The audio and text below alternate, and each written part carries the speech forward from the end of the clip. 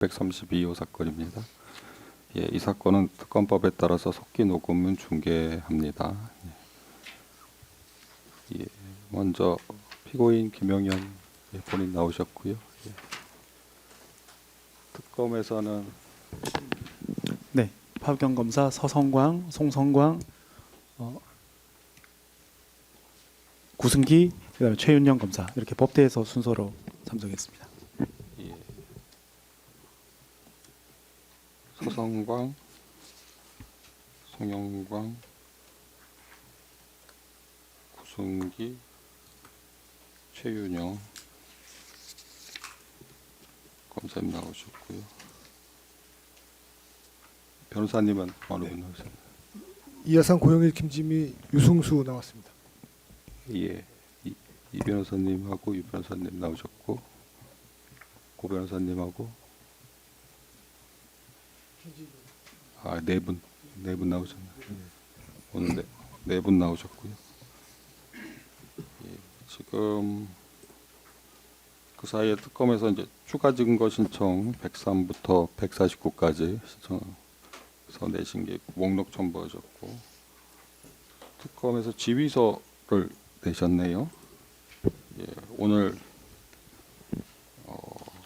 지금 출석하신 검사님 네, 그렇습니다. 등에 대한 공소유지 지휘. 네, 특검법 8조 2항 후문 2문에 따라서 특별검사 제정 없이 지휘에 따라서 오늘 공소 유지한다는 취지의 지휘서를 1월 29일에 제출했습니다.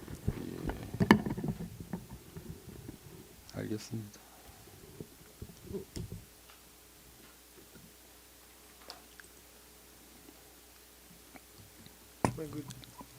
특검보 불출석에 대해서 한 말씀 드려도 되겠습니까? 말씀하시죠. 예. 지금 다른 재판 공판에서 계속 문제가 되고 있습니다. 특검보가 있으면서도 출석 안 하는 건 문제라고 보고 있는데, 저희가 계속 항의를 하니까 서면 지휘서를 재판부에 제출하는 방식으로 지금 법을 피해 나가고 있다는 것이 저희 주장입니다.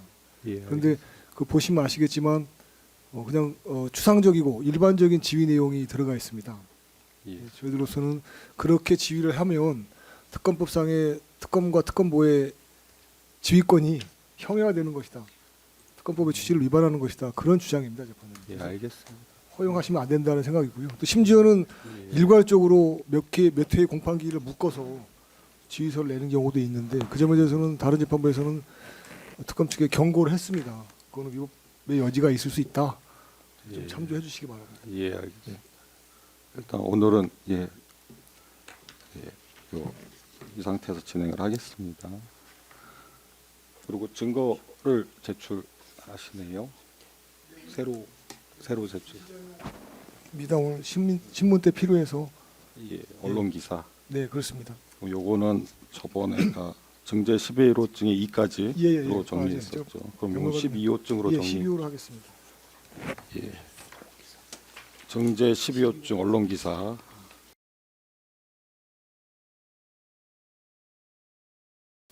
예. 이에 대한 특검의 증거 의견 어떠신가요? 네, 동의하고 취지는 부인하도록 하겠습니다. 예, 동의하고 입증 취지 부인하시고요. 채택하고요. 증제 12호증 채택합니다. 그리고 지난 길에는 문상철, 양호열 증인 신문 등이 진행됐고요. 관련해서 의견 밝히실 게 있으면 밝히시죠. 관련해서 의견 없고요. 저희 변론 준비해 왔습니다, 재판장님. 그러시나요? 예, 그래서 예, 말씀하시죠.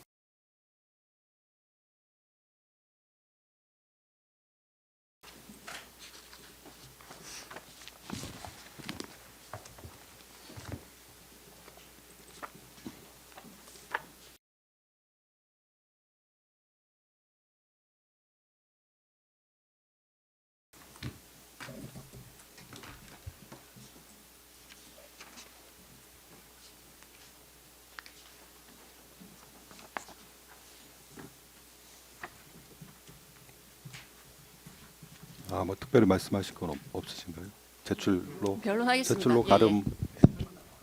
하시죠. 예. 감사합니다. 변호인 의견서 6번 관련해서 먼저 고영일 변호사님. 예, 고영일 변호사입니다. 예, 예. 예. 그 전체 요지는 제7회 공판정에 나온 양호열 관련 증거 자료를 토대로 저희들의 요지는 우선 검찰은 25년 1월 6일 피의자 노상원 사령관의 내란 실행 직권남용 권리행사 방해죄 또는 내란 중요 임무 종사 관련 혐의 입증을 위해서 김용현 장관의 그 비서관 양호열에 대한 압수수색을 집행하여 대량의 디지털 증거를 확보했습니다. 그런데 특검은 위 압색 자료를 토대로 2025년 6월 18일 그 김용현 장관님을 위기에 의한 공무집행 방해 증거인멸 교사로 별도로 기소하고 다시 같은 해 12월 8일 수사 보고를 통해서 2025년 1월 6일 압수수색 자료를 후행 사건의 증거로 제출하였습니다. 그런데 특검의 입장은 결국 두 가지 중에 하나에 해당될 수밖에 없습니다. 첫째, 특검의 주장처럼 양호열에 대한 압색 자료가 노상원 장군의 내란 영장 범위 내, 즉 인적 객관적 관련성이 있다고 한다면 선행 사건과 후행 사건은 동일한 사건 사실관계를 전제로 하는 것이기 때문에 후행 공소 제기는 이중 기소에 해당할 수밖에 없다는 입장입니다.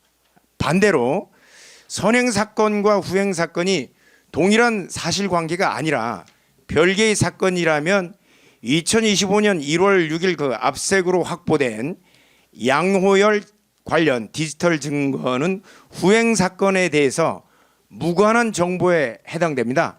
그렇다면 대법원 판례의 취지상 별도의 압수수색 영장 없이 이것을 탐색 선별 제출한 경우에는 증거 능력이 배제되어야 합니다. 따라서 이 사건은 이중 기소로 공소 기각 또는 양호열에 대한 디지털 증거의 증거 능력 배제 중 적어도 하나를 선택할 수밖에 없는 결론입니다. 확인된 사실은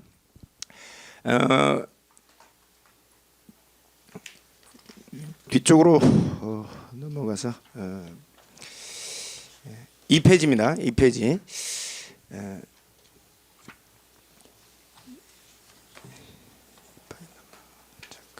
잠깐만 조금 생략하면서 가겠습니다. 3페이지까지 요약 부분에 다 돼 있는 부분이라서 넘어가도록 하겠습니다. 5페이지로 가서 결론 부분을 이중기수 내지는 증거능력 배제 와서 5페이지로 가서 말씀드리겠습니다. 결국 특검 주장은 공소기각 또는 증거 배제 중 하나로 귀결될 수밖에 없습니다. 그래서 두 결론은 동시에 피할 수도 없고 특검의 입장을 논리적으로 정리하면 영장 범인이라고 주장한다면 이는 선행, 후행 사건이 동일 사건의 흐름을 전제로 하기 때문에 후행 공소는 이중 기소에 해당해서 공소 기각이 불가피하다. 별개의 사건이라고 주장한다면 후행 사건에 대한 무관한 정보를 전용한 것이므로 별도의 영장 없이 제출하는 것은 위법하기 때문에 양호열 관련 디지털 증거는 증거 능력 배제가 불가피하다는 결론이 나올 수밖에 없습니다. 이런 결론이 나올 수밖에 없는 이유는 특검이 김용현 장관님의 석방을 막기 위해서 쪼개기 기소를 하면서 발생된 구조적 모순에 해당합니다. 따라서 재판장님께서는 이 사건 후행 공소에 대해서 공소 기각 판결을 해야 될 것입니다. 오늘 제8회 공판 기일 증인으로 나오는 방종원 관련 자료를 토대로 보더라도 이것도 전형적인 이중 기소에 해당한다는 의견입니다. 6페이지입니다. 특검은 이 사건 위기에 의한 공무집행 방해 등 사건에서 김용현 장관님은 내란 중요 임무 종사 사건 공판 기록과 증인신문 녹취록을 증거로 제출하고 있습니다. 이는 내란 사건 공판에서 형성된 사실 인정의 기초, 즉 이 쟁점, 진술, 심리 경과를 이 사건에 그대로 원용한 것이기 때문에 특검 스스로 두 사건이 불가분적으로 결합된 하나의 사실관계를 인정하고 있는 것입니다. 특검이 이 사건 내란 사건 재판 기록을 증거로 제출하는 그 경위를 살펴보면 특검은 이 사건 위계 사건 관련해서 장관님 내란 중요 임무 종사 사건 재판 기록 중 다음 자료를 추가 증거 기록으로 제출했습니다. 추가 증거 기록 순번 10번, 11번부터 해서 19번까지 해서 방정환 증인신문 조서 등을 제출했습니다. 위 제출 목록에서 확인되는 것처럼 특검은 이 사건에서 별도로 증명해야 할 사실관계를 내란 사건에서 이미 형성된 증거 자료를 토대로 입증하려고 시도하고 있습니다. 결국 특검 스스로 동일한 사실관계를 전제로 공소를 유지하고 있는 것을 알 수 있습니다. 교차 제출의 양방향성은 단순한 관련성이 아니라 공통 기초 사실 전제의 표지입니다. 특검이 내란 사건의 공판 조서와 증인 신문 조서를 이 사건에 제출한 것은 그 자체로 두 사건이 상호 밀접함을 넘어서 이 사건 사실 인정을 위해 내란 사건에서 형성된 사실관계를 그대로 원용하고 있다는 의미입니다. 결국 특검의 논리는 하나의 사실관계를 두 죄명으로 쪼개기 기소를 한 것입니다. 특검의 현재 입증 방식은 내란 사건에서 다퉈진 사실관계를 이 사건 위계 사건의 핵심 사건으로 사실로 끌어오는 것입니다. 즉 이 사건 위계 공소 사실은 내란 사건의 사실 흐름과 분리될 수 없는 동일한 기초 사실 위에 서 있는 것으로 평가해야 되는 것입니다. 결국 이중 기소의 폐해가 현실화되고 있다고 보고 있습니다. 동일한 사실관계의 두 사건에서 반복 심리, 반복 주장, 반복 평가될 경우 피고인은 사실상 동일한 사건으로 이중으로 추궁받게 됩니다. 또한 법원 역시 동일 증언과 동일 정황을 다른 재판에서 반복 접하면서 심증 누적의 위험을 피하기 어렵습니다. 그래서 이는 적정 절차, 공정한 재판 원칙의 정면으로 배치됩니다. 특검이 이 사건 결론적으로 특검이 이 사건에서 제출한 추가 승번 10번에서 9번, 10번에서 19번은 내란 중요 임무 종사 사건의 공판 조서 및 특정 증인 구삼회 및 방정환의 신문 조서를 세트로 원용하고 있습니다. 결국 이 사건 위계 사건이 내란 사건과 동일한 기초 사실에 기초한 불가분의 사실관계임을 특검 스스로 자인하고 있다고 봅니다. 따라서 이 사건 공소는 동일 사건에 대한 이중 기소에 해당되기 때문에 공소 기각되어야 합니다. 예, 이상입니다. 예, 뭐 추가로 의견 밝히실 거는 없으신가요? 예.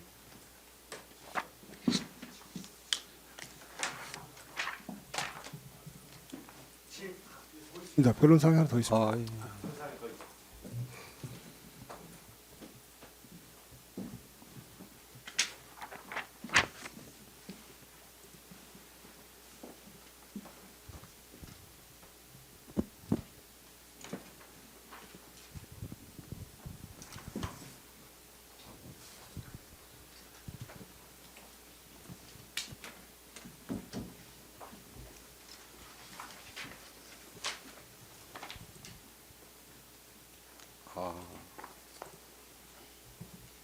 추가 예, 오늘 날짜로 변호인 의견서 7번에 첨부해서 증거자료 13 그리고 14번을 추가로 제출하겠습니다. 13. 광주지방법원 판례를 증제 13호증으로 제출하고요. 뉴시스 기사를 14호증으로 제출합니다.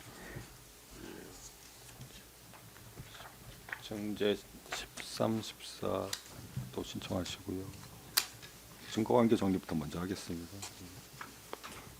요 13, 14에 대한 특검 의견 어떠신가요?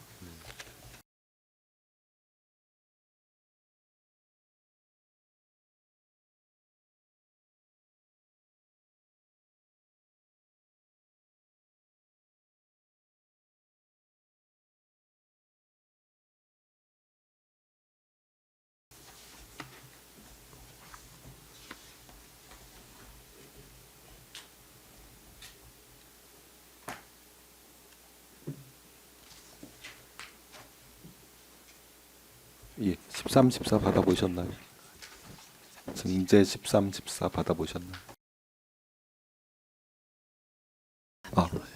못 네, 받으셨나요? 아직 못 받아봤습니다. 이거를 일단 보여주시죠. 13, 14 하나 한 부분. 네, 하나가 더 있긴 한데 저희가 세부 출력해 왔습니다. 특검 쪽에 하나 제출했고요. 저희가 보관하는요. 그다음에 재판장님께 드릴 거 한 부를 더 가지고 왔는데 혹시 부족하시면 이걸 더 드리겠습니다. 네, 확인했습니다. 네, 동의하고 취지 부인하겠습니다. 예. 그러면 13, 14는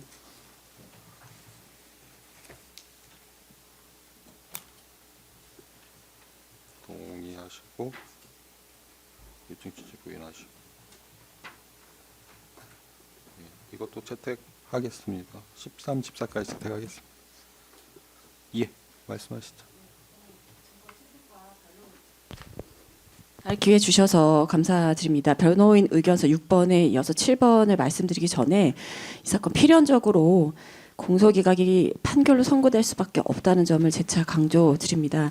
아시다시피 그 내란 장관님에 대한 내란 주임무 종사 사건이 그 변론 종결된 지가 얼마 되지 않았습니다. 해당 사건에서 계엄 사무 수행이 과연 내란에 해당하는가, 내란 중요 임무 종사에 해당하는가에 대해서 지금 판단 중이고 해당 그 사건의 판단은 당연히 이 사건 공소 사실과 동일한 기본적 동일성을 갖고 있는 사실관계에서 출발을 했고 또 선행적인 판결에 해당합니다. 그래서 저희가 앞서 말씀드렸지만 쪼개기 기소에 해당하기 때문에 저희가 처음부터 그 포섭되는 사실관계를 분리해서 기소한 것은 이중 기소에 해당하고 형사소송법에서는 이중 기소가 허용되는 예외를 인정하지 않고 있기 때문에 따라서 법률 규정에 위반하여 327조 제2호에 따라 공소기각이 판결로 선고되어야 한다는 점을 처음부터 말씀을 드렸습니다.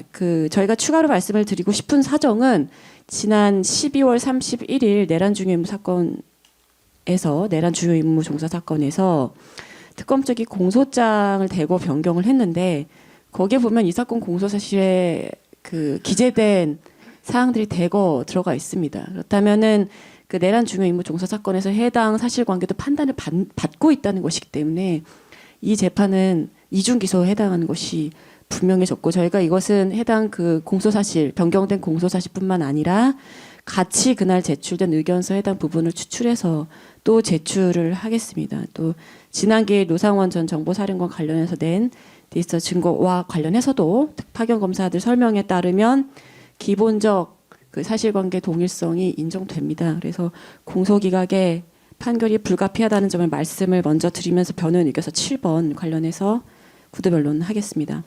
저희가 오늘 제출한 7번 의견서는 지난 기일 출석한 증인 양호열에 대한 특별검사 쪽 주심은 과정에서 진정 성립 대상으로 제시된 증거 방법들에 대해 그 수집 경위와 생성 과정의 위법성 다투고 임의성이 없다는 점을 지적하며 또한 디지털 증거로서의 원본성과 무결성이 입증되지 않았기 때문에 전부 증거 능력이 부인되어야 한다는 취지입니다. 아울러 이와 같은 위법한 증거들을 제시하고 이를 전제로 이루어진 주심은 과정 자체가 이미 적법 절차 원칙과 증거재판주의의 정면으로 반하며 특히 이 사건 그 법정에 지금 제정하고 있는 파견 검사들이 수사를 개시한 검사들에 해당함에도 공판에 참여하고 있는 점은 검찰청법 제4조 제2항의 입법 취지를 잠탈하는 공소권 남용에 해당하는 점도 아울러 지적하고자 합니다.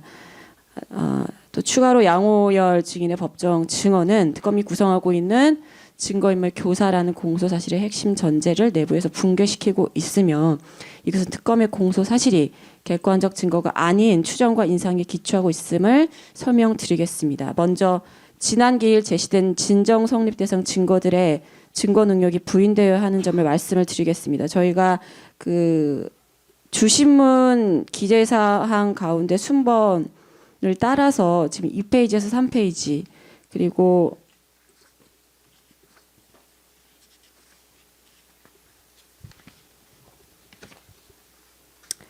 8페이지까지 순번을 정해서 해당 증거의 명칭 그리고 증거 능력을 부인하는 이유를 기재를 했습니다. 먼저 주신문사항 1-1항입니다. 저희가 당일에 조서에 기재해 주십사 말씀을 드렸는데요. 예, 먼저 증거기록 순번 10번 402쪽 노트북 폐기 과정에서 다친 손가락 사진 2장입니다.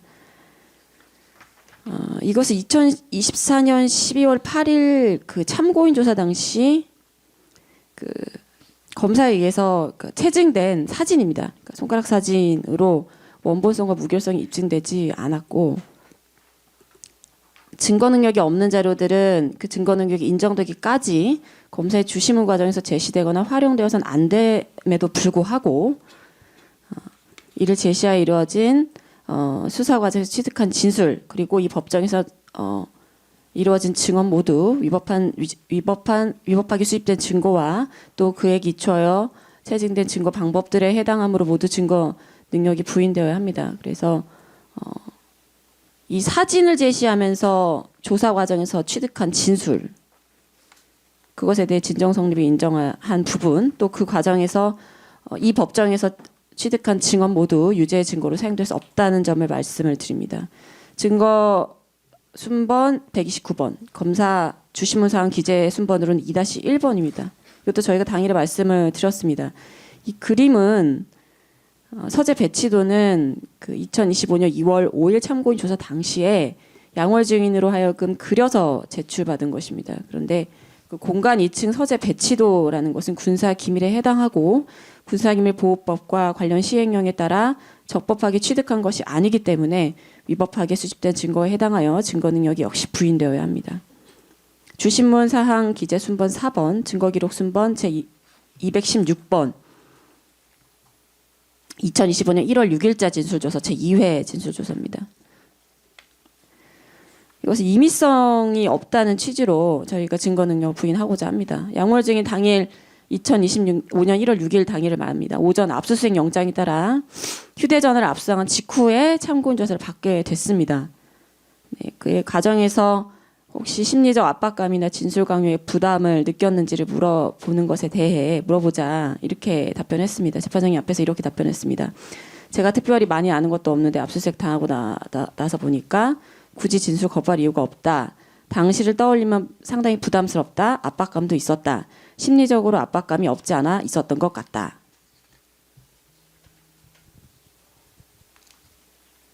그러니까 압수수색 영장 직후 이루어진 참고인 조사 과정에서 진술을 해야 할 것만 같은 심리적 압박감, 진술을 하지 않게 될 경우에 불리한 처분을 받을 수 있을 것 같은 불안함, 이런 진술 강요에 가까운 부담을 느꼈기 때문에 형사소송법에서 요구되는 진술의 임의성이 실질적으로 결여된 것이 명백하다고 보입니다. 따라서 해당 진술조서는 증거 능력이 부인되어야 합니다.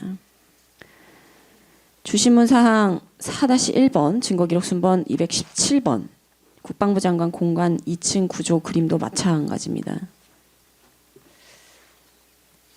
그 조사 당시 진술을 말씀을 드리면 당시 그 양월 증인이 조사 받을 당시에 이게 보안 시설이라 좀 꺼름칙하긴 하지만 제출을 요청하시면 제출하겠습니다. 라고 진술을 했고 이 법정에서 재판장님 앞에서는 처음에는 그릴 생각을 하지 않았고 말로만 설명을 드리면 안 되냐고 해서 네, 뭐 굳이 그 부분을 뭐 한다고 하셔서 그렇게 됐습니다라고 말씀을 드렸는데 그 증언의 취지가 본인은 원래 그릴 생각을 하지 않고 말로만 구두로만 설명을 했는데 그 검사 요청에 타경 검사 요청에 따라서 제출하지 않으면 안 될 것 같은 심리적 압박감, 부담감을 느낀 상태에서 그려서 제출한 것으로 보입니다.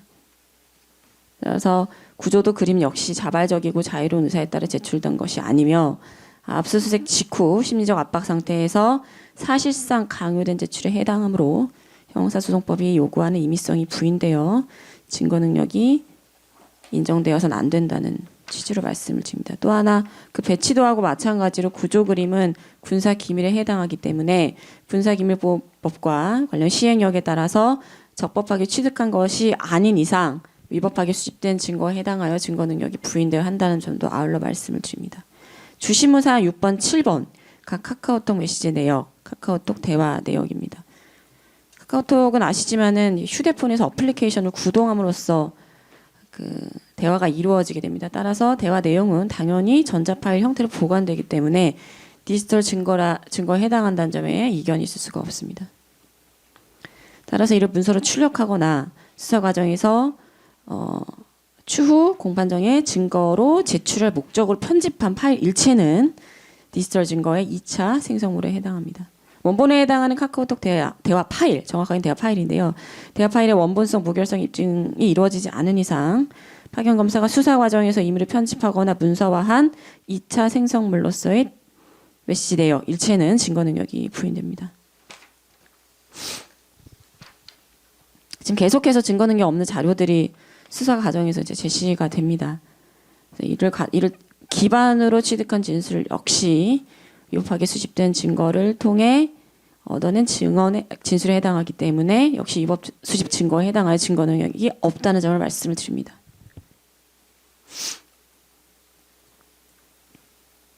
또 지난 기일에 주신문과 반대신문이 이루어지기 전에 주신문상 8번 그 CD에 담긴 블랙박스 그 음성 파일의 원본과 이게 어떻게 음질을 개선하였다는 건지 모르겠지만 음질을 개선한 파일을 듣고 진정 성립을 하는 과정이 있었습니다. 그 8번에는 두 가지 파일이 포함되어 있는데요. 먼저 7페이지 아래서 두 번째 그 칸에는 증거 기록 순번 275번 감정 요청물 CD 중 원본 파일에 해당하는 49번 파일로 보이고 같이 묶여 있는 파일 중에 음질 개선본이라고 있는데 이게 음질 개선 어떻게 했다는 건지 저희가 그날 설명을 듣지를 못해서 편집된 파일이 이제 동시에 들어가 있는 것으로 보입니다. 그리고 이것과 관련해서 녹취록도 제출이 됐습니다. 먼저 원본의 경우에는 진정 성립이 아예 인정되지 않았다는 의견을 드립니다. 왜냐하면 양호열 증언에 따르면은 둘 다 들었다. 그러니까 블랙박스 파일에 들어있는 음성 파일도 들었고 그것을 파견 검사들이 개선한 음질 개선본도 들었는데 앞에 것 그러니까 음질 개선을 하지 않은 것은 잘 들리지 않는다라고 진술했기 때문에 내용에 대해서 잘 듣지 못했다는 취지로 답변한 것으로 보입니다. 따라서 이 부분은 아예 진정 성립이 없다고 보아야 합니다. 음질 개선본은 파견 검사가 직접 하나는 블랙박스 영상 녹음 파일이다 보니까 하나는 이제 원본이고 하나는 좀 이제 소리만 깨끗하게 해서 이제 음질 개선을 하였다라고 이야기했기 때문에 해당 파일은 수사 과정에서 검사의 주도하에 편집된 것이 분명합니다. 따라서 디지털 증거의 원본성 무결성이 파괴되어 증거 능력이 인정될 수 없습니다. 또 편집되기 이전, 그러니까 음질 개선을 하기 이전의 원본의 경우에는 양호열 증인이 잘 들리지 않는다고 했기 때문에 이 사실로부터 원본의 성명성을 위해 잘 들리게 하기 위해서 편집한 것이 분명하다고 보입니다. 편집된 파일은 원칙적으로 유죄의 증거로 사용될 수 없고 다만 원본이 존재한다는 점, 원본과 동일하다는 점, 사본이 편집 등의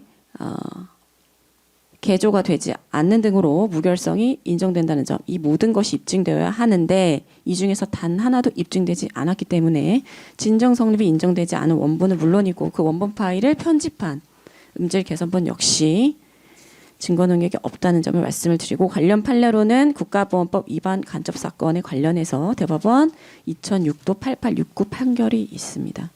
관련한 녹취록의 경우에는 증거 능력이 없는 파일로부터 생성된 2차 생성물에 해당하므로 증거 능력이 부인되며 순번은 미정으로 되어 있어서 순번 미정으로 기재했습니다.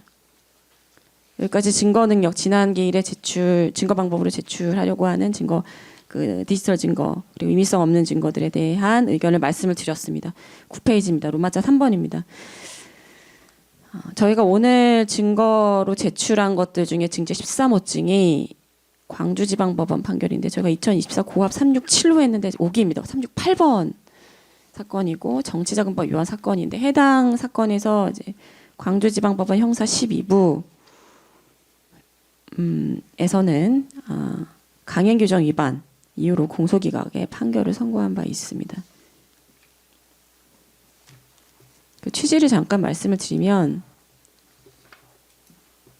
먼저 그 해당 판결에서 주로 들었던 근거, 그러니까 관련 법령으로 제시된 것들은 검찰청법 4조 2항, 검사와 사법경찰관의 상호 협력과 일반적 수사 준치에 관한 규정 제16조 제1항 각호 형사소송법 제197조입니다. 특히 그 검사와 사경 간의 상호 협력 그리고 일반적 수사 준치에 관한 규정을 보면 어떤 행위가 수사 개시에 해당하는지가 16조 1항 각호에 나와 있습니다. 소환하여 조사를 하거나 신문 조서를 작성하거나 압수수색 또는 검증 영장을 청구하거나 신청하는 행위 모두 수사 개시로 보고 있습니다. 그래서 이러한 행위를 한 사람이 기소를 한 경우에는 검찰청법 4조 2항 위반이기 때문에 공소기각의 판결이 불가피하다는 그런 취지의 판결입니다. 제가 10페이지에 그 인용하는 글씨체로 가운데 이제 판결문을 기재를 일부러 했습니다.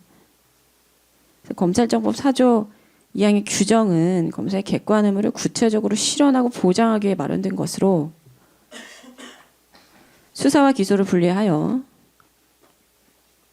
기소검사가 수사검사의 수사 결과를 토대로 독립적인 지위에서 기소 당부를 검토하는 기소 여부를 결정하도록 한 규정이다. 따라서 수사기시검사의 기소는 잘못됐다라고 하면서 공소기각 판결을 선고한 사안인데 저희도 이 사건 재정검사들의 공판 관여에 대해서도 동일한 결론이 내려져야 한다는 그 의견입니다.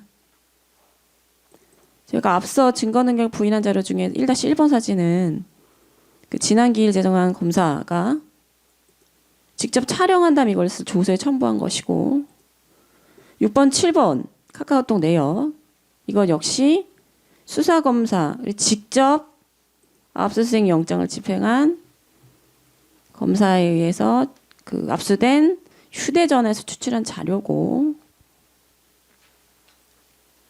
8번 역시 임의 제출 같은 검사에 의해서 임의 제출 형식으로 압수된 블랙박스 음성 파일에서 추출한 생성한 자료입니다. 그렇다면은 양호열 증인의 경우에는 지금 재정한 검사들에 의해서 조사를 받았다는 것인데 공판정에 수사 개시 검사들이 나와서 증인 신문을 직접 한다는 것 자체가 검찰청법 4조 2항을 형해화시키는 것입니다.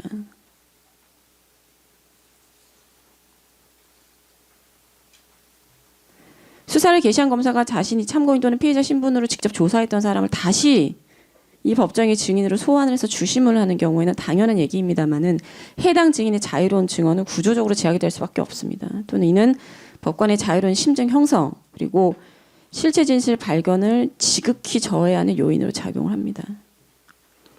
따라서 그 자체를 헌법 제12조 제1항이 예정하고 있는 보장하고 있는 적법 절차의 원칙을 위반하는 것이고 해당 조항으로부터 파생되는 공정한 재판을 받을 권리를 침해하는 요소가 됩니다. 또한 검사에게는 변호인에게 인정되지 않은 객관 의무라는 것이 있습니다. 수사 개시 검사는 이미 조사한 사람에 대한 유죄의 심증을 형성한 상태에서 공판에 참여하게 되기 때문에 객관성을 유지하기가 상당히 곤란하고 이는 실체 진실 발견에 협조해야 할 검사의 객관적 지위로부터 발생되는 객관 의무와 정면으로 충돌하는 것입니다. 이는 검찰청법 4조 2항의 입법 취지를 정면으로 잠탈하는 것으로서 그 한계를 일탈한 공소권 남용에 해당한다는 점을 아울러 말씀드립니다.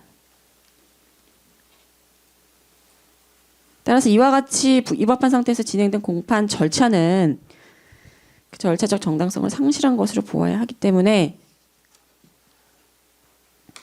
형사소송법 제327조 제2호에 따라 역시 공소기각이 판결로 선고되어야 합니다. 저희가 계속해서 공소기각이 판결로 선고되어야 하는 점에 대해서 재판부께 계속 말씀을 드리고 있습니다. 그 공판기일이 거듭될수록 공소기각이 불가피한 사유가 한두 가지가 아니라는 점이 발견이 됩니다. 이 점에 대해서 적극적으로 재판부께서 고려해 주시기를 바랍니다. 지난 기일 출석한 증인 양호월 증언에 따른 증거인멸 교사 공소사실에 반박하도록 하겠습니다. 이 사건 증거인멸 교사는 크게 세 부분으로 나눠집니다. 먼저 문서 세절, 노트북 파기, 그다음에 아이폰 파기에 해당하는 것입니다. 구체적인 반박을 말씀드리기 전에 그 사실의 인정은 증거에 의해서 해야 한다는 증거재판주의를 재판부께 먼저 환기시켜 드립니다. 사실 양호열과 같은 증인은 나와서 뭐 어떤 게 세절되었다, 어떤 디바이스가 파기되었다라는 것만 알고 있을 뿐이지 그 안에 그 공소사실과 같이 뭐 개헌 관련한 내용이 들어 있었다 없었다 그거 자체를 입증할 수 있는 증인이 아닙니다. 이미 파기가 됐고 세절이 됐기 때문에 그 안에 어떤 내용이 있는지는 알 수가 없는 것입니다.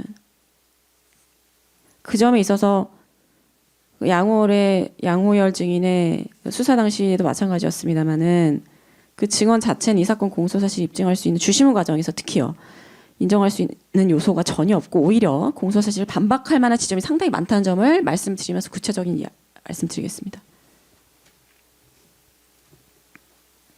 김용현 장관님은 경호처장에서 장관직으로 자리를 옮기실 때는 물론이고 그 전에도 보직 변경이 있을 때마다 혹은 직책 변동이나 임무 변동이 있을 때마다 기존의 서류들 특히 보안 문서들은 모두 파기하는 방식으로 보안 수칙을 항상 준수해 오셨습니다.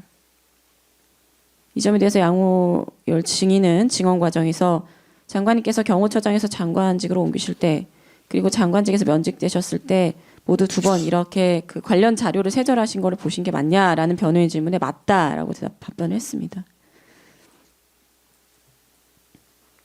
세절 문서는 저희가 이제 말씀을 드렸지만은 그 인접한 국회 관련 답변 자료들이 대부분이었습니다. 양호열 증인 역시 기억나는 거는 그거거든요. 이렇게 많이 쌓여 있던 것 중에 하나가 국회 관련된 답변 자료, 청문회 자료가 한쪽에 이만큼 쌓여 있었기 때문에 라고 답변했습니다.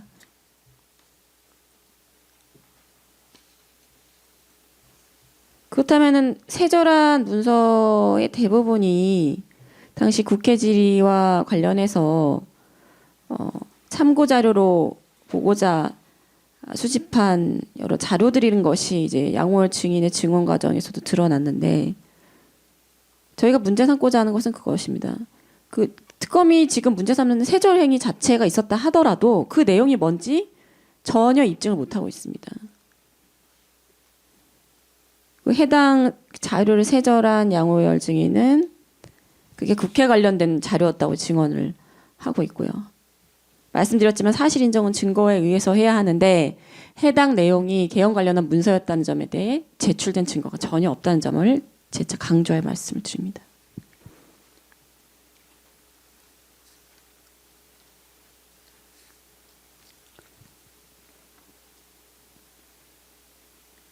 장관님께서는 임명 직후 인사청문회 준비 과정에서도 그리고 2024년 11월 5일 국회 질의응답 대비 과정에서도 예상 질의응답 자료와 참고 자료를 검토하셨고 이에 관하여 양호열 증인은 장관님이 나가신다고 하면 자료가 이만큼씩 쌓여있고 또 가지고 오시고 했다는 취지로 증언을 했습니다. 장관님이 장관으로서 대외 업무를 준비하는 과정에서 다수의 자료를 참고하고 해당 업무가 종료되면 관련 자료를 정리하거나 폐기하는 방식으로 보안 규정을 준수해온 관행을 잘 보여주는 사정이라고 할 것입니다. 저희가 이제 후술하겠습니다만 아이폰 휴대전화와 관련해서는 장관님께서 이제 그 파기를 지시하시면서 원래는 원칙적으로 업무가 끝나면 전부 다 폐기하는 것이 맞다 이렇게 말씀을 하셨는데 양호열 증인 역시 이를 전혀 이상하게 생각하지 않고 오히려 폐기하는 것이 관행이라면 포맷 방식도 있지 않습니까? 포맷을 하면 정보 모두 삭제되는 것이니까 수리해서 쓰면 어떨까 이런 생각을 했었다. 이런 취지로 증언했습니다. 이것은 양호열 증인 자신 역시도 공무 수행이 종료된 이후에 관련 정보, 특히 외부로 유출되어서는 안 되는 자료를 폐기하는 게 당연하다는 인식을 갖고 있었다는 것을 보여주는 것입니다.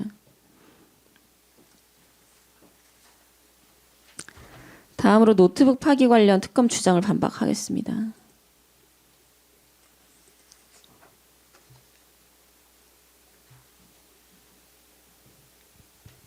양호열 증인이 법정에서 평상시에 있던 건 다 정리했을 때도 있었으니까 이사 나가실 때까지 봤을 때 그런 노트북이 있었으니까 제가 평소에 보던 그러니까 평소에 업무용으로 사용하시던 것은 아닌 것 같습니다. 이렇게 증언을 했는데 그리고 삼성 노트북에 대해서는 잘 모르겠다고 답변을 했고요. 근데 수사 과정에서 답변한 내용이 좀 특이할 것이 있습니다. 2025년 1월 6일 그 고검 615검사실에 출석해서 참고인 조사를 받으면서 이런 이야기를 했습니다. 질문입니다. 진술인이 파기한 김용현 장관의 노트북은 평소 김용현 장관이 사용하던 노트북이었나요? 답변입니다. 저는 김용현 장관님이 파기한 노트북을 사용한 것을 본 적이 없습니다. 이 말은 지금 파기한 노트북이 계엄 때 사용됐는지 자체가 불분명하다는 겁니다. 그 안에 뭐가 들었는지도 모르지만 그걸 평소에 사용하시던 노트북이 아니기 때문에 그 안에 어떤 게 들었는지 그게 계엄 때 사용이 됐는지 자체가 불분명하다는 겁니다.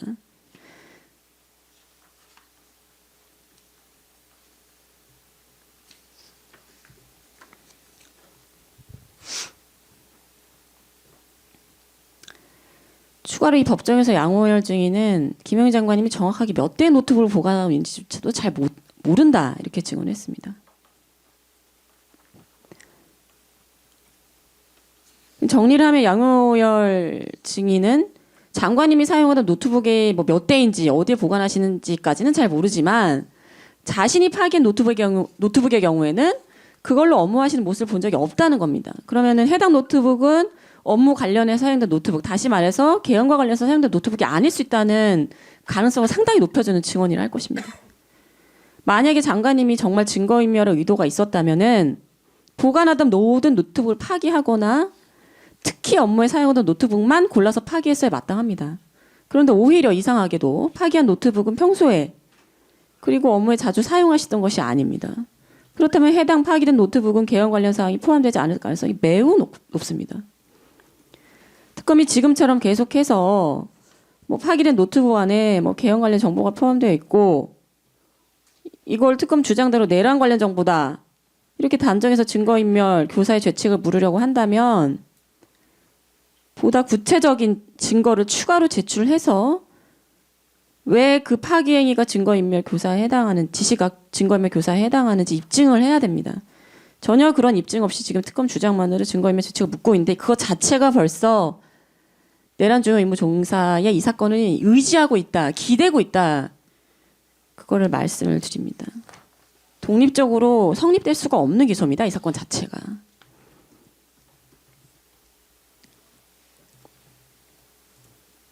만약에 이게 증거인멸 교사가 성립이 정말 증거인멸 교사가 있었다면 그런 지시행위가 증거인멸 교사에 해당한다면은 그 직접 파기하는 당사자가 이거 좀 이상하다.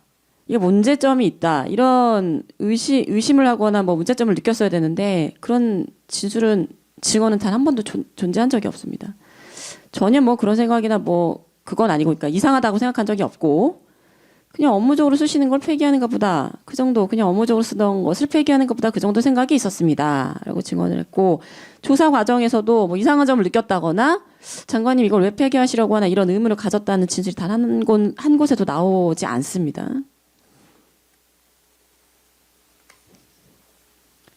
다음으로 아이폰 관련한 특검 주장 반박하겠습니다. 이것도 마찬가지로 그 정상적인 보안 규정 준수 행위의 일환으로 보아야 하고 아까도 말씀드렸지만 이게 원래 업무라는 게 원칙적으로 끝나면 관련 디바이스는 다 폐기하는 것이 맞다 이렇게 설명을 하면서 폐기를 지시했습니다. 따라서 2024년 12월 5일에만 있었던 그날만 존재했던 이례적인 사정이 아니고 장관님께서 일평생 군인으로 살아오시면서 또 경호처장에서 장관직으로 변경되셨을 때도 보직이 이동되셨을 때도 면직되셨을 때도 통상적으로 해오던 보안 규정 준수 행위의 일환으로 보는 것이 맞지 이게 무슨 증거인멸의 의도로 그것을 지시했다, 교사했다라고 보는 것은 타당하지 않습니다. 만약 그렇게 주장하고 싶다면은 안에 다시 재차 말씀드리지만 해당 휴대폰 안에 대체 뭐가 들었는지를 입증할 수 있어야 됩니다. 어떤 게 들어가 있는지, 무슨 내용이 들어있는지 전혀 입증하지 않고 그냥 휴대폰을 파기하고 노트북을 보안 규정에 따라서 파기한 행위 자체만으로 증거인멸의 교사라고 지금 주장을 하고 있는데 입증을 전혀 안 하고 있다는 점을 말씀을 드립니다.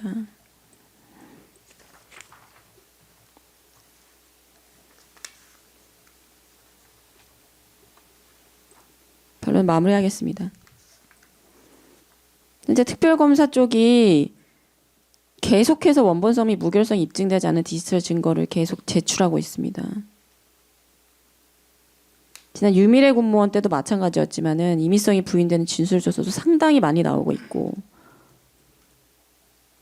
여러 가지 군사 기밀이 적법한 절차에 따라 취득되지 않은 상태에서 제출된 것이 드러났습니다. 저희가 관련 사건으로 다른 그 장관님 관련 사건도 하고 있는데 저희가 증거 기록을 보지 못해서 일일이 비추인가를 받고 군사 기밀을 열어보기 위해서 거쳐야 되는 절차가 너무나 번거롭게 많습니다. 근데 왜 이 사건에서만 유독 안보폰을 포함해서 군사 기밀에 해당하는 것이 군사기밀 보호법에 전혀 제지를 받지 않고 계속해서 노출되고 있다는 점 말씀드립니다. 그리고 중간중간 재판장님께서 이것은 그 군사기밀에 해당하기 때문에 중계를 중지하시는 때가 있는데요. 사실 그것만 보더라도 외부 함부로 노출돼서는 안 되는 정보가 이 사건에 포함되어 있다는 것인데 그렇다면 당연히 군사기밀 보호법에 따라서 적법한 절차를 거쳐야 되는데 그런 부분에 입증이 전혀 되지 않고 있다는 점을 말씀드립니다.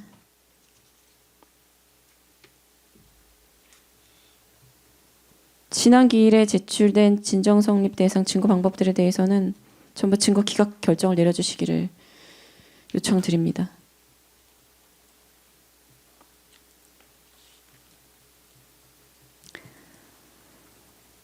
또 하나 공소기각이 판결로서 선고될 수밖에 없는 점들은 저희가 이제 계속해서 말씀을 드리겠습니다만 조서를 볼 때마다 수사를 개시하고 조사에 참여한 검사들이 법정에 제정해서 증인 신문에 참여하는 것 자체가 다른 법원, 다른 법정에서는 인정될 수 없는데 유단히 장관님에 관한 사건에서만 반복되고 있다는 점을 재차 말씀드리면서 이것은 검찰청법 4조 2항의 강행 규정을 위반하거나 잠탈한 것이기 때문에 지속되어서는 안 되고 지속될 것이라면 당연히 절차적 적법성은 인정될 수가 없기 때문에 더욱이 공소기각의 판결이 불가피하다는 점 말씀을 드립니다.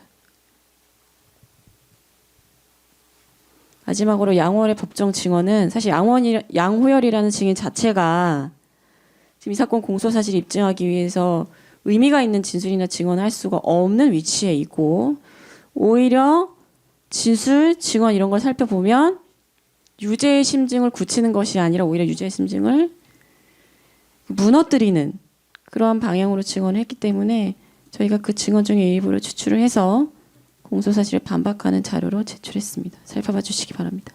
이상입니다. 더 말씀하실 건 없으시고요. 특검에서 말씀하실 건. 네, 추후 저희가 따로 의견서를 하도록 하겠습니다. 다만 실체 확인에서 저희가 남은 증인 신문과 서증서를 통해서 차차 입증하겠고요. 그다음에 고영일 변호사님께서 말씀해주신 그 디지털 증거의 압수 범위와 관련해서는 전에 기일에도 말씀드렸듯이 저희가 원 사건인 내랑 중용인범 종사 사건에서의 객관적 인적 관련성 인정되는 적법한 증거이고 이것을 별건에 사용하는 것은 아무런 문제가 없다는 것입니다. 간단한 예를 들면 회사 자금을 임의로 유용을 해서 뇌물을 공유하는 사건을 들 수 있습니다. 그렇다 그러면 고영일 변호사께서는 사건의 흐름이라고 얘기하시는데 이것도 전체적인 흐름에서 회사의 자금을 횡령해서 뇌물을 공유하겠다는 의사인데 그렇다고 하더라도 우리 판례는 명확하게 업무상 횡령과 그다음에 뇌물 공유는 실체적 경험으로 보고 있습니다. 이 경우 원 사건인 횡령 사건에서 적법하게 압수한 뭐 회계 장부라든가 수첩 이런 부분들은 당연히 뇌물 공유에서도 적법하게 증거로 사용될 수 있고 이와 같이 사건의 흐름이 좀 관련성이 있다거나 증거가 공통된다고 하더라도 이 뇌물과 횡령이 별개의 사건인 것처럼 이 사건도 그 내란 중교 임무 사건과는 뭐 사건의 흐름상 뭐 일정한 관련성이 있었다고 하더라도 그 보호법이라든가 행위 태양이라든가 관여자라든가 또한 당시 범행 시기라든가 이런 점을 종합적으로 고려하면 별개의 범죄이기 때문에 고영일 변호사께서 말씀하신 뭐 증거가 그 관련성이 없다거나 이중 기소에 해당된다는 것은 좀 변호인께서 독자적인 의견으로 보입니다. 또한 김진희 변호사께서는 말씀 많이 하셨는데요.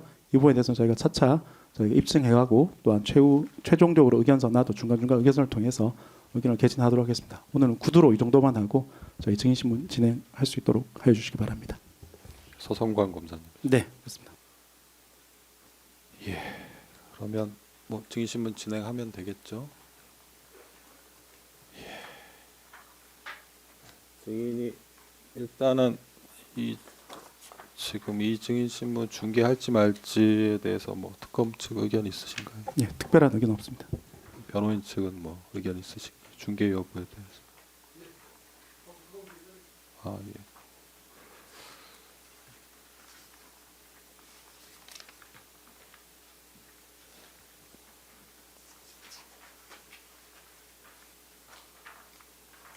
혹시 여기 질문 중에 내용에 있는데 국회 국방위 긴급 현안 질의가 비공개였나요, 공개였나요? 현안 질의는 특별히 비공개는 아니었고 아. 중계도 되는 걸로 알고 있습니다. 아, 예, 알겠습니다.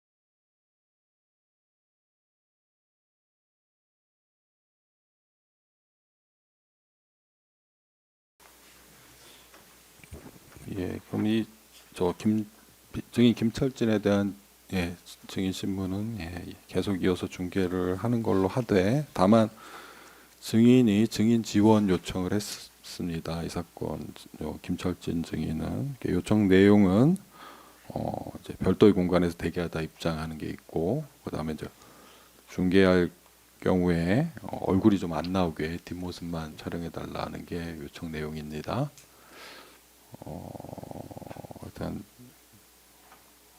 일단은 별도의 공간에서 대기하다가 입장하는 걸로 하고요. 중계 이제 증인 얼굴이 안 나오는 것으로 해달라는 건데, 이게 저희가 지금 카메라 제가 보니까 증인이 옆 얼굴이 나오는 것 같던데, 아니면 이제 모자이크 증인 얼굴을 모자이크 처리하는 방법이 있을 수 있고요.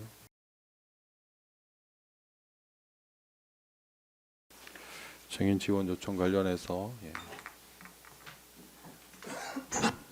뭐 쌍방에서 특별한 의견은 없으시죠? 증인 지원 요청 관련해서.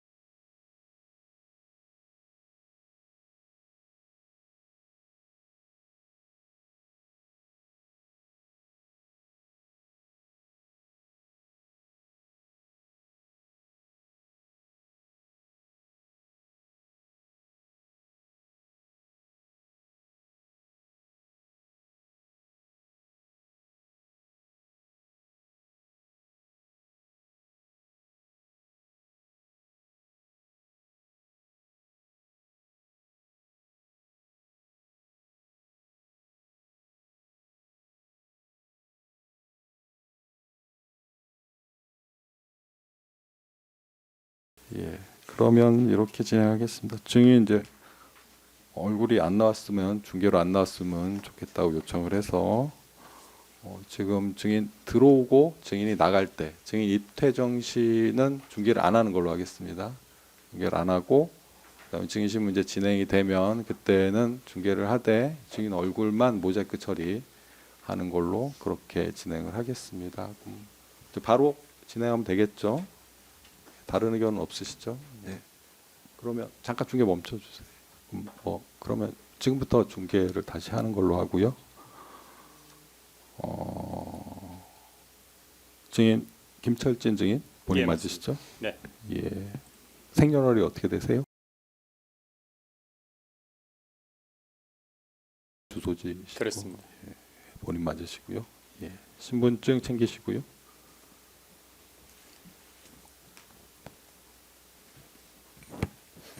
예, 증인에 대한 증인 신부 절차는 녹음이 필요하다고 인정돼서 관련 법에 따라서 녹음을 합니다. 따라서 답변하실 때 녹음이 잘 되도록 마이크 가까이 대고 또박또박 말씀해 주시면 됩니다. 네. 증언 거부권 고지를 합니다. 증인의 증언으로 인해서 증인 본인 또는 증인과 친인척 관계에 있는 사람이 형사처벌을 받을 염려가 있는 경우나 증인이 엄상 알게 된 타인의 비밀에 관해서는 증언을 거부할 수 있습니다. 또 증인이 선서한 후 개별 증인 신문 사항에 대해서도 같은 이유로 증언을 거부할 수 있습니다. 증인은 증인이 경험한 바를 사실 그대로 말하겠다는 선서를 해주시기 바랍니다.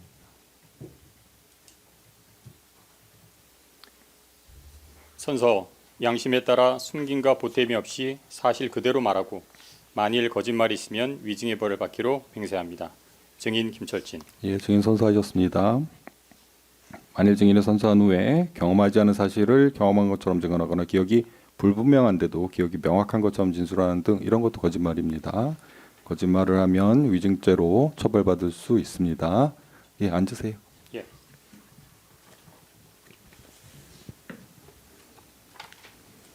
예, 예, 특검에서 물어보시죠. 예, 진행하겠습니다. 송성환 검사입니다. 먼저 진정 성립 절차부터 진행하겠습니다. 장군님, 제가 증인 신문 절차 과정에서는 증인이라고 호칭하고 여쭙겠습니다. 증인 2024년 12월 9일 서울중앙지방검찰청 905호 검사실에 출석하셔서 참고인으로서 조사받으신 적 있으신데 기억하십니까? 예, 그렇습니다. 예. 당시 조사가 다 끝나고 조서를 제시받아서 열람하신 다음에 내가 말한 대로 적혀 있는지 확인하시고 이렇게 성함 쓰시고 그다음에 서명하신 건 맞습니까? 네, 맞습니다. 한 가지 말씀드리고 싶은 게 있는데요. 그 진정성립 1-1-2는 1은 국방부 배치도고요. 또 1-2는 우리 그 김철진 장군님의 메모인데요. 국방부 배치도 자체가 군사 기밀에 해당하고 그다음에 우리 김철진 장군께서 작성하신 메모 자체가 장관이나 주요 인사들의 동선이나 통화 내역들, 대화 내역들이 포함되어 있어서 이것도 역시 군사 기밀에 해당합니다. 그래서 방송에 노출이 되지 않도록 조치해 주셨으면 좋겠습니다. 특검에서는 제시를 띄우지 마시고. 네네. 네, 1-1, 1-2는 증인에게 제시하고 묻겠습니다. 1-1은 증거기록 순번 25번 국방부 3층 배치도이고 1-2번은 증거기록 순번 31번 참고인 증인 작성 메모입니다. 증인 그 두 자료 보셨죠? 그 예, 증인 맞습니다. 참고인 조사 과정에서 증인이 직접 작성을 해서 제출하신 자료 같은데 맞습니까? 예, 그려가면서 설명해달라는 요청이 있으셔서 간단하게 제 그림 맞습니다. 네. 진정성립 2항 진행하겠습니다. 증거기록 순번 119번 진술 제2회 진술조서입니다. 증인 2022년이라고 되어 있는데 2024년 12월 30일에 서울중앙지검 1127호 검사실에 출석하셔서 참고인으로 조사받으신 적 있으시죠? 그렇습니다. 예, 증인 글씨 맞으시고요. 예, 맞습니다. 이때도 조사가 다 끝나고 난 다음에 조서를 제시받아서 열람하신 다음에 내가 말한 대로 적혀 있는지 확인하시고 이렇게 성함 쓰시고 지장 찍으신 거 맞으십니까? 네, 맞습니다. 네. 지금 죄송한데 저희 쪽 모니터에 지금 실물 화상기 화면이 안 뜨고 있습니다. 이렇게 봐야 되는 파일이라서 좀 조치해 주셨으면 감사하겠습니다.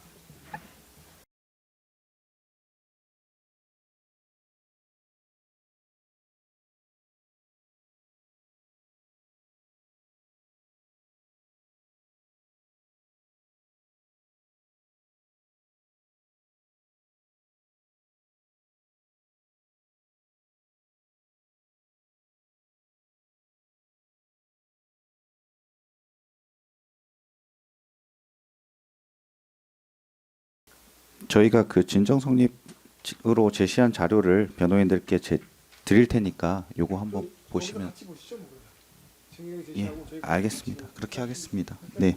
네. 진정 성립 3항 증거 기록 순번 121번 김철진 작성 진술서와 진정 성립 4항 순번 122번 김철진 작성 현안 관련 예상 질의 응답 자료 각 제시하겠습니다.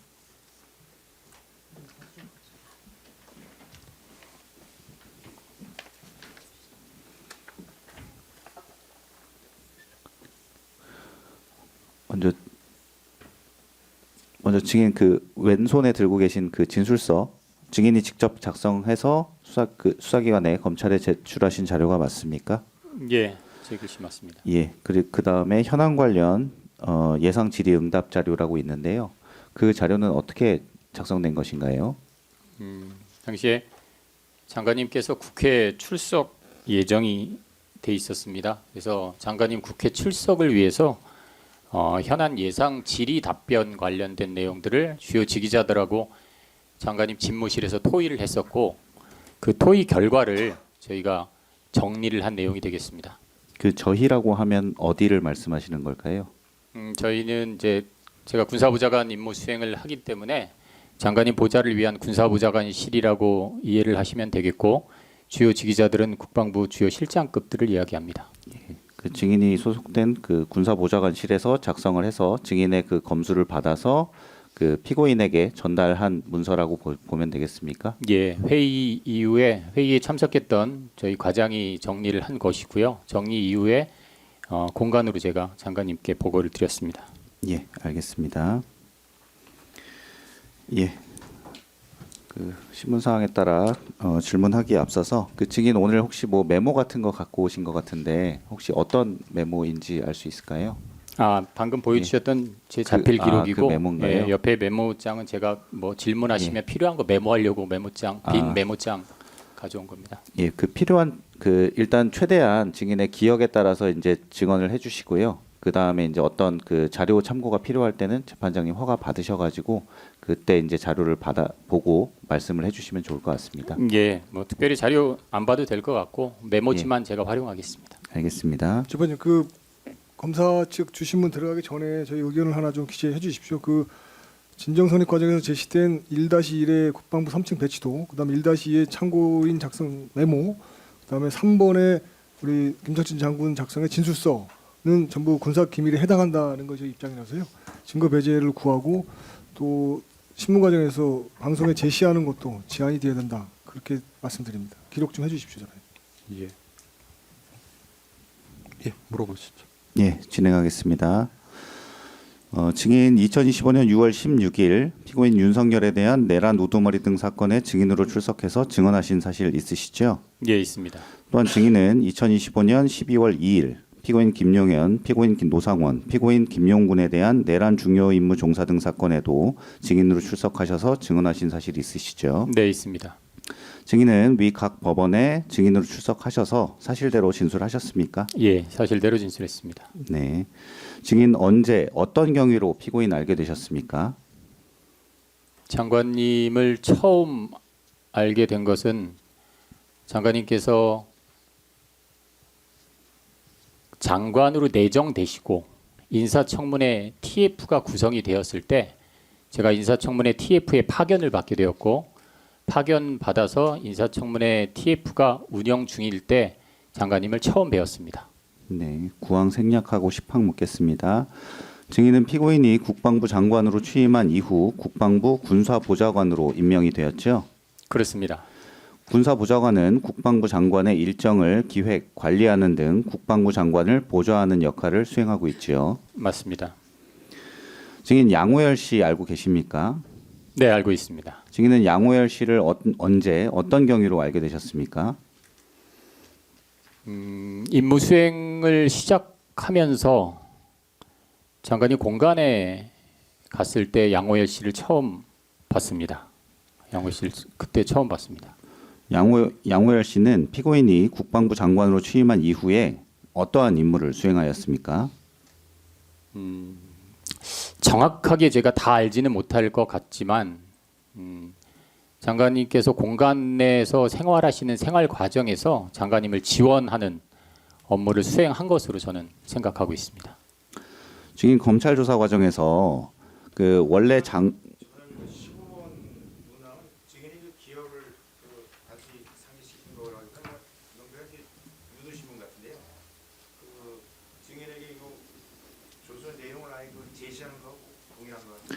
예, 질문 바꿔서 다시 묻겠습니다. 네. 그 원래 국방부 장관 공관에는 군사보좌관실 소속의 공관장과 부관이 상시 거주하면서 국방부 장관의 공적, 사적 손님들을 관리하는 것이 맞습니까? 제가 아는 범위 내에서는 그렇습니다. 그런데 김용현 그 피고인이 취임한 이후에는 그 피고인이 대통령 경호처장으로 재직할 때 함께 근무했던 양호열 비서관이라는 사람을 데리고 와서 양호열 씨로 하여금 공관에 사적으로 방문하는 손님들의 관리를 맡긴 것이 맞습니까? 정확한 표현인지는 모르겠습니다.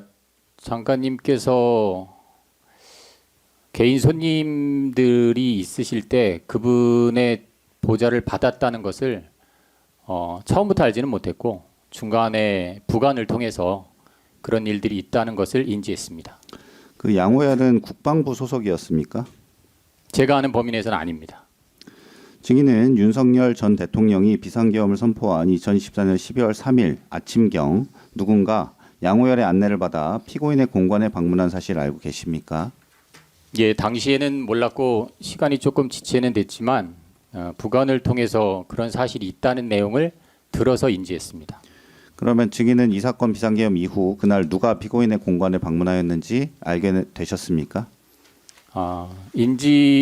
보고를 받았을 때 당시는 누군지 전혀 알지 못했고 보고했던 부관도 누군지 모른다라고 했기 때문에 누군가는 방문했다는 것을 알았고 나중에 언론 등을 통해서 누군가가 왔었다는 것을 언론을 통해서 알았습니다.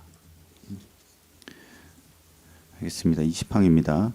증인은 이 사건 비상계엄이 해제된 2024년 12월 4일 점심경 당시 국방부 전자권 전환 TF장인 방정환 준장으로부터 비화폰 하나를 받아서 이를 피고인에게 전달한 사실 있지요? 있습니다. 당시 상황에 대해서 자세하게 설명해 주시겠습니까? 당시에는 비상계엄이 해지되고 나서 장관님 조금 쉬시고 나서 점심 식사를 저하고 장관님만 집무실에서 같이 했습니다. 같이 식사하는 과정에서 밖에 대기하고 있던 부관으로부터 문자가 왔는데 방정환 장군이 제 사무실에서 저를 기다리고 있다라고 문자가 왔고 저는 식사 끝나자마자 이제 제 방으로 가서 방정환 장군에게 어쩐 일로 오셨냐라고 여쭙습니다. 이 방정환 장군께서는 다른 얘기는 없으셨고 휴대폰 제가 그 당시 인지한 것은 보안폰이었습니다. 보안폰을 저에게 주면서 장관님께서 어제 오찬간에 핸드폰을 두고 가셨으니 장관님께 전해드려라 라고 이야기를 했습니다. 저는 장관님 휴대폰 다 장관님이 가지고 계신데 무슨 말씀이십니까? 이건 장관님 휴대폰이 아닌 것 같습니다 라고 말씀을 드렸더니 방정환 장군은 아니야 장관님께 드리면 알아 라는 뉘앙스로 말을 하면서 급하게 저에게 휴대폰을 전달하고 복귀했습니다. 근데 제가 좀 이상하다 싶어서 부관들에게 장관님 보안폰 다 가지고 계시냐라고 여쭤봤고 부관들은 장관님이 다 가지고 계십니다라고 이야기를 했습니다. 그래서 집무실에 들어가서 장관님께 장관님 보안폰 다 가지고 계십니까? 라고 여쭤봤더니 장관님께서 다 가지고 있어라고 말씀하셨고 장관님께 방금 방정환 장군이 와서 이게 장관님 보안폰이라고 주고 갔는데 장관님께 맞습니까? 라고 여쭤봤는데 장관님께서 누구라고 말씀하시다가 방정환 장군입니다. 그랬더니 그래 맞아 라고 하시면서 휴대폰을 받으셨습니다. 22항 생략하겠습니다. 23항도 생략하겠습니다. 24항입니다. 증인은 피고인이 국방부에서 지급하는 비화폰 외에 대통령 경호처에서 지급하는 비화폰을 추가로 소지하고 있었던 사실 알고 있었습니까? 예, 장관님께서 정부 보안폰을 휴대하고 계신 것은 알고 있었습니다. 증인은 그 방정환 장군을 통해 받은 비화폰이 어떠한 경위로 발급된 것인지 알고 있습니까? 아닙니다. 내용을 제가 정확하게 알지 못합니다. 그럼 그 비화폰이 정부 비화폰인지 국방부 비화폰인지도 알지 못합니까? 예, 사실은 추측만 할 뿐입니다. 그 당시에도 그렇게 추측을 했었고 방정환 장군도 국방부에서 지급되는 보안폰을 휴대하는 직책으로 제가 알고 있었고 그렇기 때문에 방정환 장군이 방정환 장군의 폰을 반납했을 리는 없고 그럼 이 폰이 무엇일까라는 생각을 했었는데 장관님께서 가지고 계신 폰이다라고 한다면 장관님 국방부 폰은 아닌 것 같고 정부 폰일 가능성이 있겠구나라고 제가 추측을 했던 것뿐입니다. 알겠습니다. 26항입니다. 증인은 이 사건 비상계엄이 해제된 2024년 12월 4일 당일 정의당 등 다수 정당과 시민단체가 윤석열 전 대통령과 피고인을 내란죄로 고발한 사실 알고 계십니까? 예.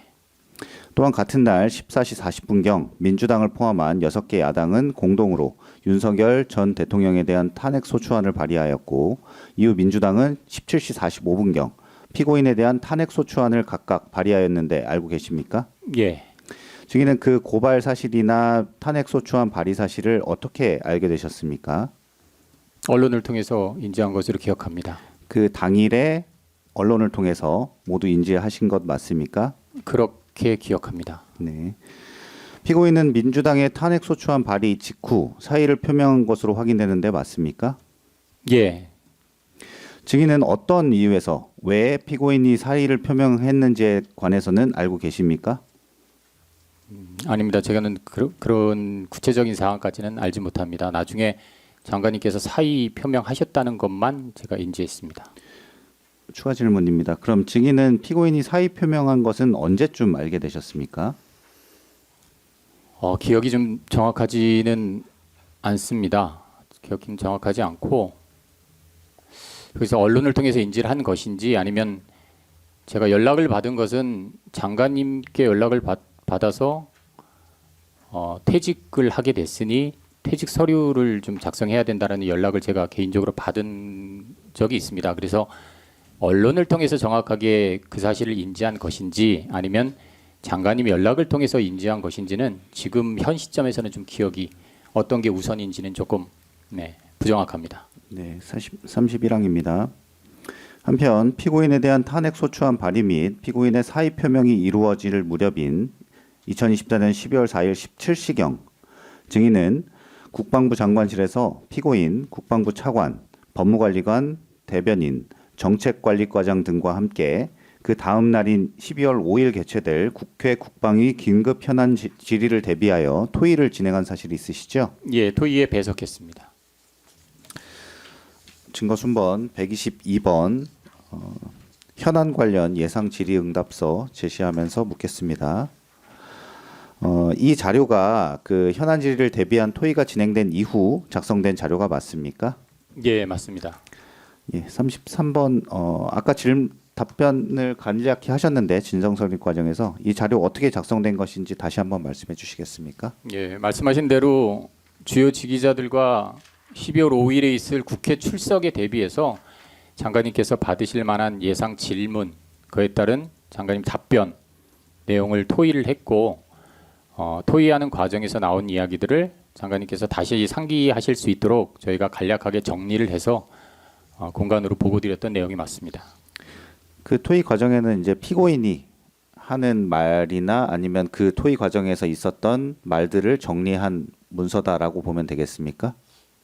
예, 저희가 알고 있는 그러니까 토의의 주체로 참석했던 주요 지기자들이 알고 있는 내용도 있겠지만 이제 장관님만 아실 수 있는 내용들이 있기 때문에 그런 부분들도 같이 포함되어 있다고 보시면 될 것 같습니다.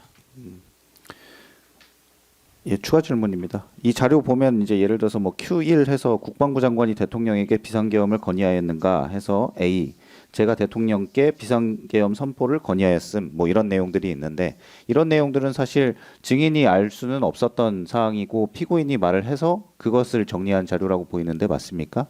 예, 그렇습니다. 예, 34항입니다. 계속해서 이 자료를 보면 Q8 해서 계엄군의 국회의장 및 여야 대표 체포 구금 시도는 누구의 지시인가? Q13 해서 이번 비상계엄령 선포 및 해제 전 과정이 법적으로 문제가 없다고 생각하는가라고 기재된 부분 등이 확인이 되는데 이런 토의 당시에 국회 국방위 현안 질의에서 이런 질의가 있을 것을 예상을 해서 이런 문답이 작성된 것인가요? 네, 그렇습니다. 이와 같이 대통령과 국방부 장관인 피고인에 대한 고발과 탄핵 소추안이 발의된 35번 같은 경우는 질문 내용의 그 전반부는 이게 그 검사의 판단이 들어간 부분입니다. 전반부 부분 그 문장은 적절치 않은 질문 같고요. 뒤쪽에 그 당시 이하 질문만 이렇게 해야 될 것으로 판단되는데요. 예. 고영일 변호사입니다. 그 35번 문항과 관련해서는 그 전반부는 이제 검사의 판단이 들어간 부분입니다. 그 판단과 그 증인의 경험에 비추어서 그 기억을 하는 부분하고는 다른 부분인데 이 판단 부분은 신문 내용으로 적절치 않다는 판단입니다. 그래서 그 앞부분 그 신문 내용은 삭제를 하는 게 마땅하다는 의견입니다. 예, 그 전반부 질문에서 검사의 판단이라고 볼 수 있는 부분은 초유의 상황 부분밖에 없는 것 같으니까 그 부분 삭제하고 질문 변경해서 묻겠습니다. 당시 이 토의가 있었던 상황은 대통령과 국방부 장관인 피고인에 대한 고발과 탄핵소추안이 발의되었던 상황은 맞지요. 예, 그렇게 기억합니다. 그죠? 그리고 비상계엄이 종료된 12월 4일 그 다음 날 국회 국방위 현안 질의가 잡힌 것도 맞지요. 네. 그렇기 때문에 당시 피고인을 포함한 토의 참석자들은 모두 위 국회 국방위 현안 질의가 비상계엄 관련 사실관계 확인을 위해 개최되는 것이다라는 점은 알고 있었을 것으로 보이는데 맞습니까? 예, 그렇습니다. 따라서 피고인 역시 국회 국방위 현안 질의가 향후 본인에 대한 고발과 탄핵소추 절차에 대비해서 본인의 입장을 표명할 수 있는 중요한 자리임을 알고 있었기 때문에 이런 현안 질의를 대비한 토의를 진행하였던 것이지요. 예, 뭐 그렇게 판단하실 수도 있을 것 같고요. 통상적으로 장관님께서 국회에 출석을 하시게 되면 이와 같은 토의를 일상적으로 해왔습니다. 그 토의 과정에서 그 피고인에 대한 고발이나 탄핵소추안 발의와 관련한 대화는 이루어진 사실이 있습니까? 그 내용까지는 제가 정확하게 기억할 수는 없습니다. 그럼 이 자료는 완성된 이후 피고인에게 별도로 보고가 되었습니까? 예, 과에서 작성을 해서 저에게 가져왔고 제가 장관님 공간으로 넣어드렸던 기억이 있습니다. 증인이 직접 피고인의 공관으로 넣어 주었던 것입니까? 그렇지는 않습니다. 아마 부관을 통해서 넣어드렸거나 아니면 공간에 있는 부관에게 출력해서 넣어드려라라고 했을 가능성이 높은데 두 가지 기억은 어떤 것이 맞는지는 정확하게 기억나지는 않고 공간으로 보고 드린 사실은 맞습니다. 그럼 12월 4일에 이 자료가 그 공관 국방부 장관 공관에 있던 피고인에게 전달된 것은 맞습니까? 예, 그렇습니다.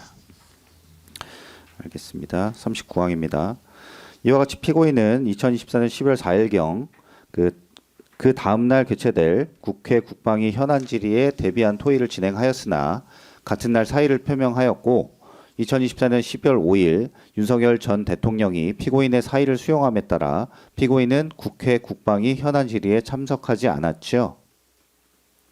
예, 그렇게 알고 있습니다. 증인은 피고인이 국회 국방위 현안 질의에 참석하지 않는 것으로 결정된 이유, 경위에 대해서 알고 계신 게 있습니까? 아닙니다. 저는 그런 경위까지는 알지 못합니다.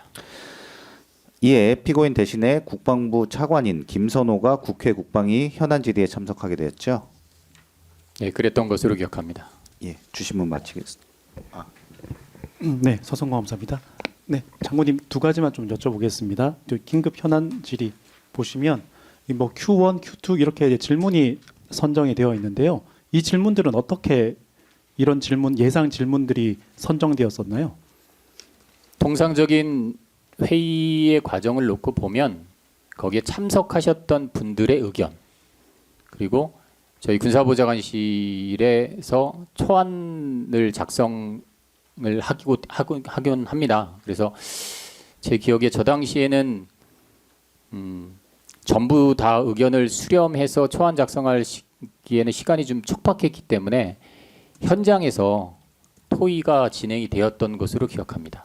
그리고 어쨌든 저 답변들은 뭐 지금 당시 장관이셨던 피고인께서 직접 발언한 내용도 있고 아니면 뭐 서로 의견 취합을 해서 최종적으로는 장관이셨던 피고인께서 이런 답변이면 좋겠다라고 해서 최종 답변을 결정한 것은 맞습니까? 예, 토의를 통해서 결심하셨기 때문에 그렇다고 봐야 될 것 같습니다. 그 후에 이 내용을 다시 이제 공관실에 있는 그 장관님께 보고 드렸을 때 이 부분은 토의 내용이나 내가 답변한 내용과 다르니 좀 수정이 필요하다. 이런 추가적 지시가 내려온 적은 없는 거죠? 제 기억에는 수정과 관련된 피드백은 없었던 것으로 기억합니다. 네, 이상입니다. 예. 변호인 물어보실 거. 구성 지휘상 오후에 시작하시면 안 될까 싶은데 저희 검사 주신분하고도 저희가 준비해온 게 따로 있어서 시간이 좀 걸릴 것 같은데. 근데 예. 다음 증인 3시. 그럼 좀 일찍 시작하시면 안 될까요? 그러면? 일찍. 예. 그래서 근데 뭐 다른 사건에서도 보니까 네. 아마 구치소 사정으로 그게 쉽지만은 않은 네네네. 것 같던데. 그러면 예, 어떡하죠? 시작하면. 3시 시작하면 저희가 1시간 이상 걸릴 예정이신가요? 예, 그래도 되긴 되는데. 근데 시간이 벌써 다 돼가지고 시간 어떡할 거죠? 주신문에 대한 거 하더라도 이거 한 3, 40분은 걸릴 것 같은데요. 주신문만 3, 40분 예. 걸려요. 이거 검사들이 많이 물어봐 가지고. 아,